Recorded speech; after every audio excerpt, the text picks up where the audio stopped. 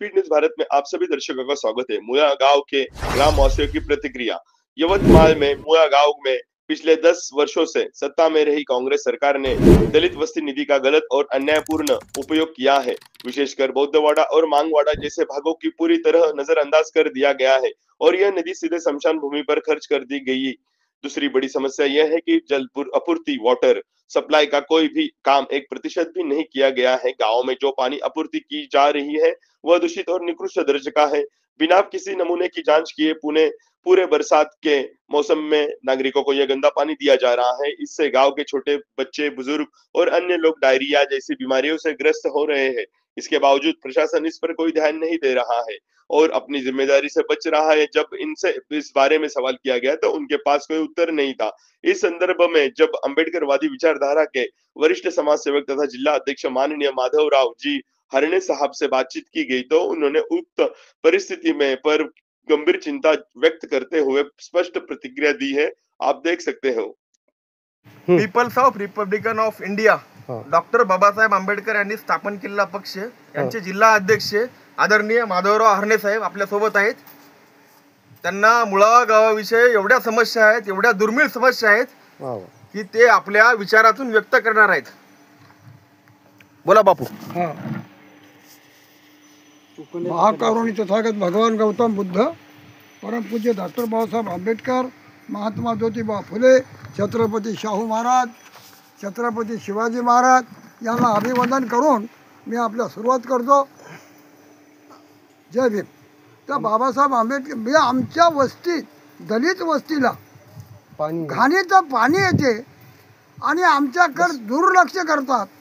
या गावातले वरिष्ठ नेते आमच्या सडक नको, पायखाने नको, बाया समजा उघड्यावर चालल्या, याची लाज वाटत नाही यायला। पाणी बाहेर दिलं, पाणी बाहेर घाणीचं पाणी आमच्या इकडं नाही हे टाकीचं आणि टाकीचं पाणी दलित वस्तीचं 5000 किती 5000 पब्लिक असताना यानं टाकी समजा गावाच्या बाहेर म्हणजे मसानवाट्यात नेऊन ठेवतो। ते काय काय मी काय बोललो बरोबर आहे की नाही?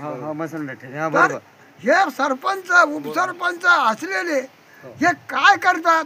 यायच्या खळग्या भरून पोट भरायला लागलेत, पण दलित वस्तीचे माणसं असे घाण व्हायले आणि संडास बाथरूम मध्ये त्याला समजा डायरिया व्हायला, पण यायच्याकडे डॉक्टरचं लक्ष नाही। आमचा विकास कोण करते?